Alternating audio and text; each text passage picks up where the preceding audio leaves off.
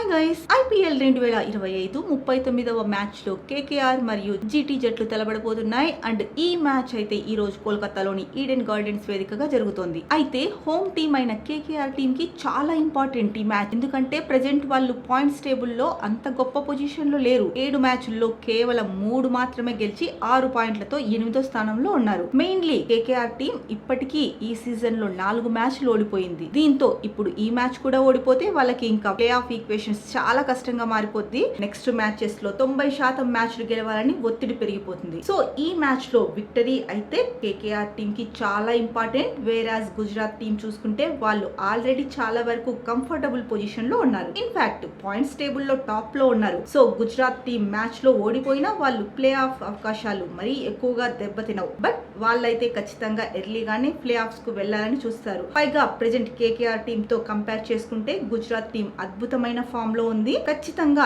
ఈ మ్యాచ్ లో అయితే గుజరాత్ వాళ్ళే ఫేవరెట్స్ గా బరిలో దిగుతారు. అయితే సీజన్ లో మనం ఆల్రెడీ 7 మ్యాచ్ల్లో కేకేఆర్ టీం యొక్క పార్ట్నర్ చూసాం. ఒక్క మ్యాచ్ లో ఓడిపోతున్నారు, వెంటనే మరో మ్యాచ్ లో గెలుస్తున్నారు. సో ఈ విధంగానే ఈ సీజన్ ఒక ఓటమితో స్టార్ట్ చేసి ఆల్టర్నేటివ్ గా మ్యాచ్లు గెలుస్తూ వచ్చారు. అండ్ ఇప్పుడు సీక్వెన్స్ ప్రకారం చూసుకుంటే ఈ మ్యాచ్ లో కోల్కతా టీం గెలవాలి. బట్ బలమైన గుజరాత్ టీం కి ఎగెనిస్ట్ గా వాళ్ళు గెలవగలరా? ఇక ఈ మ్యాచ్ లో ప్లేయర్ బ్యాటిల్స్ విషయానికి వస్తే the one and only most important Buttler versus Sunil Narine. So Buttler కి కేకేఆర్ టీం మీద అయితే చాలా మంచి రికార్డు ఉంది. అట్ ది సేమ్ టైం ఈ గ్రౌండ్ లో చూసుకున్న అద్భుతమైన రికార్డు ఉంది. మరీ ముఖ్యంగా కేకేఆర్ బౌలర్స్ లో ఒక నరైన్ మీద తప్ప మిగతా అందరి మీద కూడా బీభత్సమైన రికార్డు ఉంది. ఆల్మోస్ట్ ప్రతి బౌలర్ మీద 150+ స్ట్రైక్ రేట్ మెయింటైన్ చేశారు.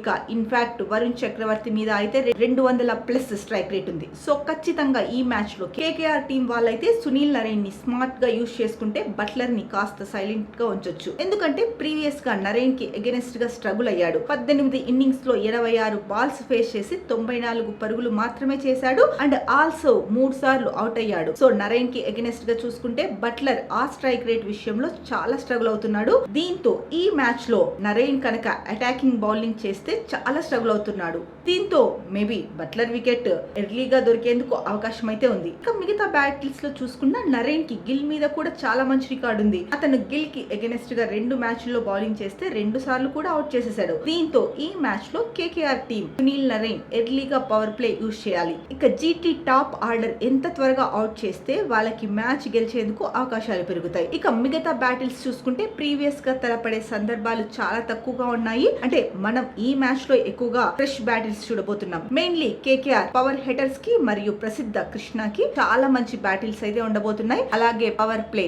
రహానే మరియు సిరాజ్ మధ్య కూడా ఒక మంచి బ్యాటిల్ అయితే చూడొచ్చు మనం. But anyway end of the day చూసుకుంటే ఈ మ్యాచ్ లో ఎక్కువగా గుజరాత్ టీం కి గెలిచే అవకాశాలు కనిపిస్తున్నాయి. మరి మీరు ఏ టీం గెలుస్తుంది అనుకుంటున్నారో కింద కమెంట్ చేయండి.